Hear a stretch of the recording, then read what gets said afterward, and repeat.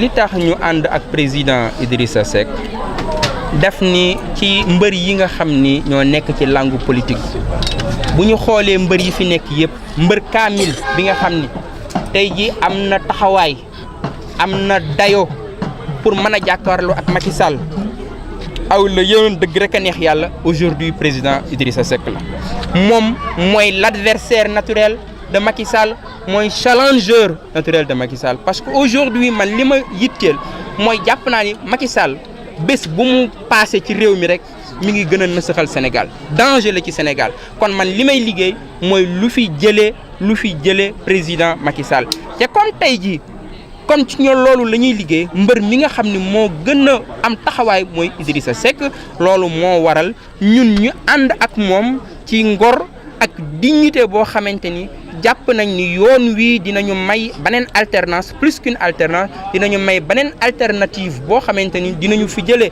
Macky Sall jëlee fi régime bi jëlee fi doxalin yu ñaaw yi nga xamante ni bàyyi na ko fi loolu aussi ma ciy yokk ni man jot naa ci benn sondage boo xam ne ambassade bu mag a mag ci biir réew mi ay ci àdduna bi mooy réew yi ëpp àdduna ci àdduna bi la bokk sondage boobu li mu waxee mooy que ni président Macky Sall tey jii bu élection amoon mi ngi situé wu entre 41%.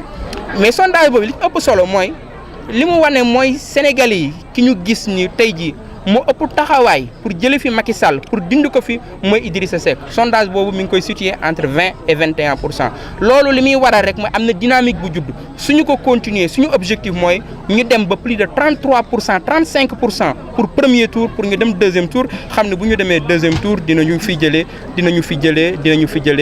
jëlee Macky Sall. waaw donc loolu daal moo waral suñu ànd ak Idrissa Seck ànd la boo xam ni daal li mu wund mooy li nga xamante ni yàqu-yàqu yi nga xamante ni nekk na ci réew mi Macky Sall indi ko fi ñu jeexal yàqute yooyu loolu donc tax na ci wàllu politique dama ni war nañu yokk ñun suñu coalition suñu taxawaay ci wàllu politique dëgg ndax am na ay xeex yu fi nekk yoo xamante ni war nañ ay bataille politique yoo xam war nañ ko jël en charge loolu moo tax pour ñu am élection yu libre et transparente suñu ko bëggee mooy ñun ñëpp war a xeex Karim Wade bokk ci élection yi ñun ñëpp ñoo war a xeex Khalifa Sall bokk ci élection yi loolu ak xam la du bokk gis-gis ak Khalifa Sall du bokk gis-gis ak Karim Wade loolu seen àq la Sénégalais yi ñoom ñooy tànn ku leen doy pour kooko jiite leen ginnaaw loolu aussi il faut Aly Ngouille Ndiaye démissionner parce que Aly Ngouille Ndiaye amul dayo amul maandu mën a organiser des élections loolu moo tax le 12 octobre prochain muy vendredi journée boobu mooy journée nationale de la dignité et de la démocratie ñoo xam ne dañ ciy woo Sénégalais yëpp nañ ci def ay manifestations ci sous-préfecture yi ci préfecture yi ci gouvernance ak ministère de l'intérieur dinañ fa def sitting Aly Ngouille Ndiaye nee na sitting du fa am mais sitting boobu su ko interdire dinañ ko def transformer ab marche boo xamante ni marche bi dina dem ba grille des palais de la République Aly Ngouille Ndiaye ak Macky Sall nañu génn seen i policiers nañu mënuñu tey sitting boobu nga xamante Inch'Allah le 12 à 15h le vendredi 12 mënuñu tey sitting boobu am Inch'Allah devant le ministère de l'Intérieur parce que plateau ci Sénégal la bokk plateau ci Dakar la bokk plateau ci réew mi la bokk. xam nga ne président Macky Sall ragal na capitale bi ak Thiès ak Touba. foo ko teg waaw fi ñu ko teg mooy tey ji ci wàllu jàngat soo xoolee élection carte électorale Sénégal nga jël Dakar nga jël Thiès nga Touba mooy juróom fukk ak ñett électeurs yi ñu ngi foofu maanaam ñiy wote juróom fukk boobu téeméer boo jël juróom fukk yi ak ñett ñi ngi dëkk Dakar ñi ngi dëkk Thiès ñi ngi dëkk Touba ca Macky Sall mënul gagné tey ji Dakar mënul gagné Touba mënul gagné Thiès kon fan lay jaar ba dem ba jàll premier tour loolu mooy wane kon deuxième tour day am loolu moo tax ñoom ñu amee information yu précise que ni bëgg nañ saboter le scrutin à Dakar saboter scrutin bi Thiès saboter ko Touba def nañ benn expérience fa lañ jëmaat ak waa Touba bu waa Touba taxawul bii ñun du ñu wate waat ils vont encore organiser systématiquement des sabotages képp ku dëkk Touba na nga jóg nga jëli sa carte électeur nga xool ban bureau de vote ngay voté xool ban centre de vote bu ngeen ko deful waa Touba du ngeen voté lu leer la waa Touba su ngeen jógul du ngeen voté loolu aussi moo dal waa Thiès mooy dalaat waa Dakar kon gox yooyu tey jii Macky Sall mënu ko gagné su ko mënul gagné kon day dem deuxième tour moo tax ñun ci xeex bi nga xamante ni dañ koy xeex ci manifestation 12 boobu mooy ñu am ay élection libre et transparent ñu bàyyi waa Sénégal yëpp ñu voté ñu bàyyi waa Dakar ñu voté ñu bàyyi waa Thiès ñu voté ñu bàyyi waa Touba ñu voté parce que dëkk yi Macky Sall da leen a bëgg a xañ seen àq voté ca loolu duñ ko nangu ndax dëkk yooyu ci réew mi la ñu bokk. Docteur Diop loolu ngay woo Sénégalais yi leader yëpp à l'unanimité jéemoon nañ ko le 4 bële passé mais réussir ñu ko te yow fan nga fas yéene jaar. waaw loolu jéemoon nañ ko donc ñoom booba dañ doon junj rek xamoon nañ ne am na luy ñëw leader yooyu ngay wax soo waxtaanee ak ñoom dinañ la xamal ni la man ak ñoom am na lu ma leen waxoon am na ay weer ci ginnaaw donc ñoom ñëpp li ci am solo daal leader yooyu ngay wax yëpp ak ku dul leader koo xam ni Sénégal moo la ñor koo xam ni tey ji élection yu jaar ci yoon moo la ñor koo xamante ni Macky Sall jóge fi moo la ñor ñu ngi lay woo ci rassemblement boobu le 12 devant le ministère de l'Intérieur su ko interdire ñu transformer ko en une marche populaire jusqu'aux grilles du palais de la République. ci ban booru politique nga bokk. ci wàllu politique man laqatuwuma man socialiste laa ba ma juddoo ba léegi ci xeex ñun ñi néew doole laa nekk xeexal ñi néew doole moom laa def CM Djibril Diaw moom laa def lycée Malick Sy moom laa def université man dama am sama camp man sama camp mooy ñi néew doole ci politique ñooñu laa faral ñoom laa faral démb ñoom laa faral tey ñoom laa faral suba su ma nekkee ci politique di ci ñaq ba léegi mooy dama jógee ci quartier boo xamante ni sam parti dañoo néew doole damaa gis ña fa seen jàng yàqu néew doole ma dem université gis néew doole li mu mën a yàq ci njàng ma dem université dund ko ba tey nekk professeur université di ko continuer dund man sama orientation politique mooy ñi néew doole ñoom laa faral démb ñoom laa faral tey ñoom laa faral suba man aw ma problème ci engagé ci idéologie yi kay parce que professeur de philosophie la damay jàngale professeur philosophie politique question yi nga xamante ni moom ngeen di wax di ko poser journaliste yi man dama koy jàngale dama ko xam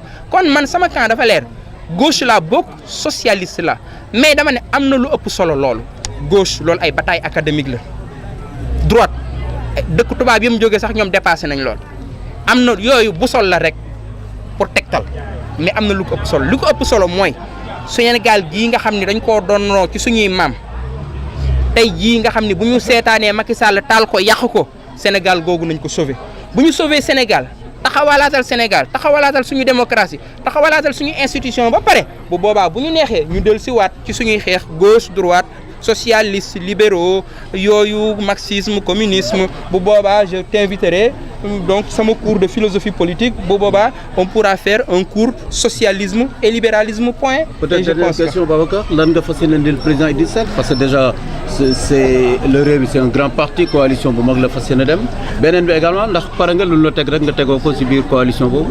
man aw ma luñ may tegoo man benn bëgg-bëgg rek laa am aw ma lu may bëgg lu may bañ mooy Sénégal ku bëgg Sénégal ma bëgg la ku bañ Sénégal ma bañ la man loolu serment la ci man Sénégal moo ñu ëpp ñun ñëpp li may bëgg ak li may bañ mooy fi ngay jaar ak Sénégal ak li lay Sénégal di jaral bu doon lu may wut la rek tey jii ma dem ci Macky Sall moo gënoon a yomb ci man bu doon lu may wut la démb ma demoon ci Abdoulaye Wade moo gënoon a yomb ci man aw ma problème ak Tanor ndax Tanor joxuma Tanor amul lu ma yéenewul aw ma benn problème personnel ak Tanor nit ku ma bëgg la sama mag la sama ndiyaay ku ma mais dama bokkul orientation politique ak moom ni parti socialiste di doxalee dama ci àndul loolu dong moo ma jotale ak moom mais jotiwuma beneen problème ak kon man déwuma pour ay poste déwuma ci ay position bu doon loolu la dama koy seeti ci Tanor ndax Tanor moo ko ëppale Idrissa Seck fi mu toll nii dama koy seeti ci Macky Sall ndax Macky Sall moo ko ëppale Idrissa Seck nii donc li may mën a indil Idrissa Seck mooy la mobilisation de la jeunesse et je pense que aujourd'hui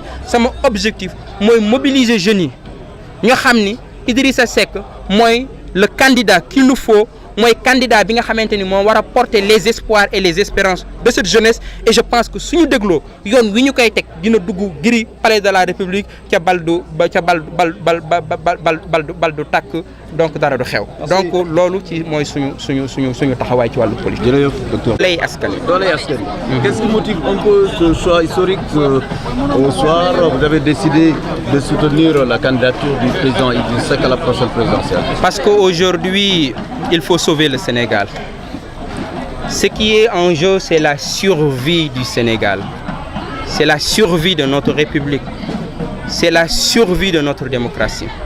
Il faut taire les querelles, appeler à un grand rassemblement, une grande coalition autour du Sénégal. Parce que ce Sénégal-là qui nous est cher est dangereusement menacé aujourd'hui par Macky Sall. Nos institutions sont menacées aujourd'hui. La paix sociale est menacée aujourd'hui. C'est pourquoi nous avons pensé qu'il nous fallait des retrouvailles avec Idrissa Seck et forger ensemble une très grande coalition, une coalition populaire capable de déboulonner le régime actuel, créer un rapport de force favorable, capable d'imposer un second tour à M. Macky Sall et à partir du second tour, gagner et ici pour aller vers une alternative radicale, une alternative démocratique capable de transformer les institutions politiques, économiques et sociales de notre pays. Et après avoir étudié, analysé la situation de notre pays, nous nous sommes rendus compte que le candidat le plus sérieux, le challenger naturel de M. Macky Sall est aujourd'hui M. Idrissa Seck, raison pour laquelle les forces démocratiques du Sénégal ont décidé de choisir, ont décidé de soutenir plus que soutenir, de porter la candidature de M. Idrissa Seck à la présidentielle de 2019. Vous êtes une jeune formation politique, qu'est-ce que vous comptez apporter au candidat Idrissa Seck? La mobilisation de la jeunesse, la bataille politique sur le terrain, la bataille politique sur le terrain pour garantir des élections libres et transparentes, la mobilisation de la jeunesse. Et je vous l'ai déjà indiqué, et c'est la raison pour laquelle je pense que notre coalition doit être plus audacieuse, être présente sur le terrain des combats politiques. Donc, pour réclamer des élections libres et transparentes, il faut valider la candidature de M. Karim Wade. Macky Sall ne peut pas se substituer au Conseil constitutionnel. Il faut valider la candidature de M. Khalifa Ababacar Sall. Nous devons aller vers des élections libres et transparentes. Et pour cela, il faut le départ de M. Aly Ngouille Ndiaye. C'est pourquoi, au niveau des FDS, nous considérons que la date du 12 octobre sera considérée comme la journée nationale de la dignité et de la démocratie. Et nous appelons le peuple sénégalais à faire des manifestations un peu partout devant les sous-préfectures, les préfectures, les gouvernances et devant le ministère de l'Intérieur. Et je m'adresse ici au ministre de l'Intérieur, Aly Ngouille Ndiaye, au président de la République, s'il interdit notre sitting au ministère, devant le ministère de l'Intérieur, je conduirai une marche jusqu'aux grilles du palais de la République. Où est-ce que vous allez passer pour y accéder? Oui, tu sais. Vendredi, c'est pas loin. Dis-nous le vendredi 12 octobre. Ok, Babacar Diop, certains leaders ont vite été appréhendés la dernière fois. Ben, est-ce que vous avez d'autres stratégies et est-ce le meilleur moyen pour faire partir Aly Ngouille Ndiaye? Nous avons une expérience de lutte politique. Je m'arrête là et je pense que, Inch'Allah, on sera le 12 devant le ministère de l'Intérieur. Il faut que... sondages présents. Voilà. Oui, dites. Tout à l'heure, vous avez parlé de sondages. Oui, je parle de sondages qui créditent le président Macky Sall de 41%. Et ce sondage a révélé que le candidat le plus sérieux aujourd'hui dans l'opposition, qui a les moyens, qui a les capacités politiques, intellectuelles, aujourd'hui, de faire face à Macky Sall et de déboulonner Macky Sall, c'est ce candidat-là, c'est M. Idrissa Seck, et ce candidat-là aujourd'hui se situe entre 20 et 21, entre 20 et 21%. Donc c'est l'une des raisons qui ont fait que ce n'est pas la seule raison, c'est d'autres raisons, parce qu'aujourd'hui, comme je l'ai déjà indiqué, il y a une urgence. L'urgence c'est aujourd'hui que Macky Sall menace dangereusement la paix sociale aujourd'hui dans le pays. L'urgence aujourd'hui, et je pense que nous devons taire nos querelles byzantines et se mobiliser pour le départ de M. Macky Sall. Et cette tentative de sabotage des élections à Touba et à Thiès? Oui, à Dakar et à Touba, à Thiès, nous avons des informations très sérieuses aujourd'hui que le régime travaille donc pour saboter le scrutin donc à Dakar, à Thiès et à Touba. Parce qu'aujourd'hui, l'essentiel de l'électorat se situe entre Dakar-Thiès. Dakar-Thiès-Touba, aujourd'hui, compte 53% de l'électorat. Et les poches de résistance aujourd'hui se situent entre Dakar, Thiès et Touba. Et Macky Sall se rend compte qu'il ne peut pas gagner à Dakar, il ne peut pas gagner à Thiès, il ne peut pas gagner à Touba. Le second tour donc est irréversible parce qu'aujourd'hui, Fatick sur la carte électorale pèse 4%.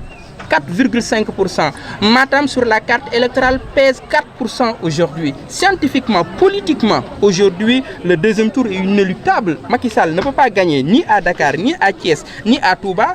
Donc, je pense que nous devons aller vers un second tour. C'est pourquoi nous devons organiser la bataille politique sur le terrain pour avoir des élections libres et transparentes. Parce que nous sommes convaincus que si nous arrivons à avoir des élections libres et transparentes, au soir des élections, M. Macky Sall quittera le palais de la République. Le FDS se réclame de quelle idéologie politique? Nous sommes un mouvement de gauche, nous sommes des socialistes.